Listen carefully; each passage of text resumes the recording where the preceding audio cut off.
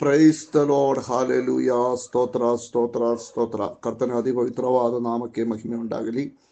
2025ನೇ ಇಸುವೆ June ತಿಂಗಳು 18ನೇ ತಾರೀಕು ಬುಧವಾರ ಬೆಳಗ್ಗೆ ಕರ್ತನ ಪವಿತ್ರವಾದ ಪಾದ ಸಮ್ಮುಖದಲ್ಲಿ ನಾವೆಲ್ಲವരും ಸೇರಿ ಬಂದು ಕರ್ತನೆ ಸ್ತುತಿಸಿ ಕೊಂಡಾಡುವುದಕ್ಕಾಗಿ ದೇವರು ಕೊಟ್ಟ ಒಳ್ಳೆ ಸಮಯಕ್ಕಾಗಿ ಸ್ತೋತ್ರ.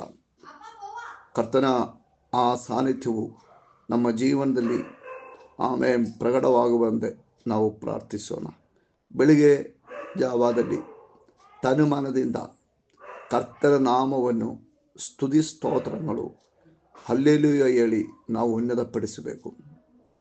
ಆತನ ಸಮೂಹ ನಮ್ಮ ಬಲವಾಗಿದೆ. ಆಮೇನ್. ಹೋದ ದಿನವೆಲ್ಲ ಕಾಯ್ದು ಕಾಪಾಡಿರುವ ದೇವರು ಈ ದಿನವೆಲ್ಲ ನಮ್ಮನ್ನು ಜಯದಿಂದ ನಡೆಸುವುದಕ್ಕಾಗಿ ನಾವು ಪ್ರಾರ್ಥನೆ ಮಾಡೋಣ. ಆಮೇನ್. 116ನೇ ಕೀರ್ತನದಲ್ಲಿ 7-8 ವಾಕ್ಯಗಳು. ನನ್ನ ಮನವೇ ನಿನ್ನ ವಿಶ್ರಾಂತಿಯ ನೆಲೆಗೆ ತಿರುಗು. ಯೆಹೋವನು ನಿಮಗೆ ಮಹೋಪಕಾರವನ್ನು ಮಾಡಿದಾನಲ್ಲ. ಯೆಹೋವನೇ, ನಾನು ಆಮೇನ್ ಜೀವಲೋಕದಲ್ಲಿತ್ತು ನಿನಗೆ ಪ್ರೈಸ್ ಲಾರ್ಡ್ ನಡೆದುಕೊಳ್ಳಬೇಕಂತ ಯೆಹೋವನ ಮಹೋಪಕಾರಗಳಿಗೆ ಬೆದಲೇನು ಕೊಡಲಿ. 16ನೇ ವಾಕ್ಯ. ಯೆಹೋವನೇ ಕರುಣಿಸು, ನಾನು ನಿನ್ನ ಕಿಂಕರನು, ನಿನ್ನ ದಾಸಿಯ ಮಗನು, ನಿನ್ನ ಸೇವಕನು ಆಗಿದ್ದೇನೆ. ನನ್ನ ಆಮೇನ್ ಬಂಧನಗಳನ್ನು ಆಮೇನ್ ಬಿಚ್ಚಿಬಿಡಿಸಿ, ನಾನು ನಿನಗೆ ಕೃತಜ್ಞ ಸ್ತುತಿಗಳನ್ನು ಆಮೇನ್ ಸಂಪಿಸುವವನು. ಪ್ರಾರ್ಥನೆ ಮಾಡೋಣ. ನಮ್ಮನ್ನು ಹೆಚ್ಚಾಗಿ ಪ್ರೀತಿ ಮಾಡುವ ನಮ್ಮ ತಂದೆಯಾಗಿರುವ ದೇವರೇ, ಕರ್ತನೆ ಆಶೀರ್ವದಿಸಲ್ಪಟ್ಟ ಒಳ್ಳೆಯ ಸಮಯಕ್ಕಾಗಿ ಸ್ತೋತ್ರ. ಕರ್ತನ ಪವಿತ್ರವಾದ ಸಮ್ಮುಖದಲ್ಲಿ ನಾವೆಲ್ಲವರೂ ಕೂಡಿ ಬರ್ತೇನೆ. ಇವತ್ತು ಪರಿಶುದ್ಧಾತ್ಮನ ಶಕ್ತಿಯು ಬಲವಾಗಿ ಆವರಿಸಲಿ. ದೇವರ ಕೃಪೆಯು ಬಲವಾಗಿ ಆವರಿಸಲಿ. ದೇವರ ಬಿಡುಗಡೆಯ ವ್ಯಾಪಾರ ಶಕ್ತಿಯು ಪ್ರತಿಯೊಬ್ಬರ ಮೇಲೆ ಇಳಿಯಲಿ. ರೋಗಿಗಳಿಗಾಗಿ ನಾವು ಪ್ರತ್ಯೇಕವಾಗಿ ಪ್ರಾರ್ಥಿಸುತ್ತೇನೆ. ರೋಗದ ಬಂಧನಗಳು ಮುರಿಯಲ್ಪಡಲಿ. ರೋಗ ಶಕ್ತಿಗಳನ್ನು ಅರೆದು ಬಿಡುತ್ತೇನೆ. ಆತ್ಮಶಕ್ತಿಯಿಂದ ಅಸಾಧ್ಯವಾದದ್ದು ಯಾವುದೂ ಇಲ್ಲ. ಕರ್ತನೇ, ಬಿಡುಗಡೆ ಕೊಡುವನು ನೀವೊಬ್ಬರೇ. ನಿಮ್ಮ ನಾಮವು ನಾವು ಗಣಪಡಿಸುತ್ತೇನೆ. ನಿಮ್ಮ ನಾವು ಗಣಪಡಿಸುತ್ತೇನೆ. ಎಲ್ಲ ರೋಗ ಬಂಧನಗಳು ಬಿಚ್ಚಲ್ಪಡಲಿ. ನೋವುಗಳನ್ನು ನೀಗಿ ಹೋಗಲಿ. ಫೈನಾನ್ಷಿಯಲ್ ಕ್ರೈಸಿಸ್ಗಳು ನೀಗಲಿ. ಸಾಲಾಭಾರಗಳಿಂದ ಬಿಡುಗಡೆ ಉಂಟಾಗಲಿ. ಮನಸ್ಸಿಗೆ ಬಹಳ ಬೇಜಾರಾಗಿರುವವರೆಗೂ ಬಿಡುಗಡೆಯಾಗಲಿ. ಆಮೇನ್. ಹೊಟ್ಟೆಯ ಒಳಗಡೆ ತುಂಬ ಕಷ್ಟದಲ್ಲಿ ಇರುವವರೆಗೂ, ಆಮೇನ್, ಪೇಯ್ನ್ ಆಗಿರುವವರೆಗೂ, ಕೂತ್ಕೊಳ್ಳೋಕೆ ಆಗದಿರುವವರೆಗೂ ಬಿಡುಗಡೆಯಾಗಲಿ. ಆಮೇನ್. ಮಕ್ಕಳ ಮದುವೆಗಳು ಕರೆಕ್ಟ್ ಟೈಮಿನಲ್ಲಿ ನಡೆಯುವಂತೆ ಪ್ರಾರ್ಥಿಸುತ್ತೇನೆ. ಕರ್ತನ ಸೇವಕರಾದ ನಿಮ್ಮ ಮಕ್ಕಳನ್ನು ಆಧರಿಸು. ಕುಟುಂಬಗಳನ್ನು ಬಲಪಡಿಸು. ದೇವರ ಸಭೆಯು ನಿಮ್ಮ ಮಹಿಮೆಯ ಪಾತ್ರವಾಗಿ ಬೆಳೆಯಲಿ. ಕರ್ತನೇ, ನಿಮ್ಮ ಕಾರ್ಯದಲ್ಲಿ ಸಂಪೂರ್ಣವಾಗಿ ತೆಗೆಸಿರುತ್ತೇವೆ. ಪ್ರಾರ್ಥನೆಗಳಿಗಾಗಿ ಸ್ತೋತ್ರ. ಯೇಸು ಕ್ರಿಸ್ತನ ಮತ್ತು ನಾಮದಲ್ಲಿ ತಂದೆ.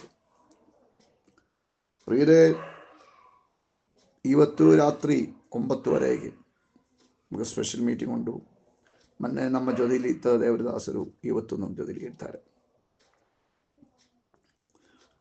ನೀವು ಲಿಂಕ್ಗಳೆಲ್ಲ ಕಳಿಸಿಕೊಡಬೇಕು. ನಿಮ್ಮ ಪ್ರಿಯರನ್ನು ಕೂಡಿ ಮೀಟಿಂಗಲ್ಲಿ ಪಾಲ್ಗೊಳಿಸಬೇಕು. ಇವತ್ತು ಚಿಂತಕ್ಕಾಗಿ ಬ್ರಿಯ ಪತ್ರಿಕೆ 11ನೇ ಅಧಿಕಾರ 25-26.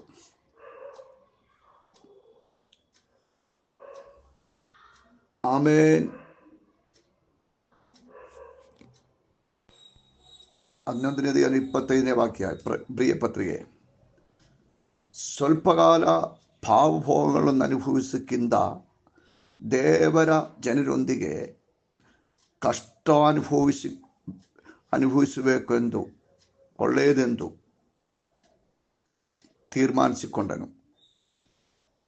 ಐಗುಪ್ತ ದೇಶದ ಸರ್ವ ಐಶ್ವರ್ಯಗಳಿಗಿಂತಲೂ ಕ್ರಿಸ್ತನ ನಿಮಿತ್ತವಾಗಿ ಉಂಟಾಗುವ ನಿಂದೆಯೇ ಶ್ರೇಷ್ಠ ಭಾಗ್ಯವ ಎಂಬುದನ್ನೆನ್ನಿಸಿಕೊಂಡನು.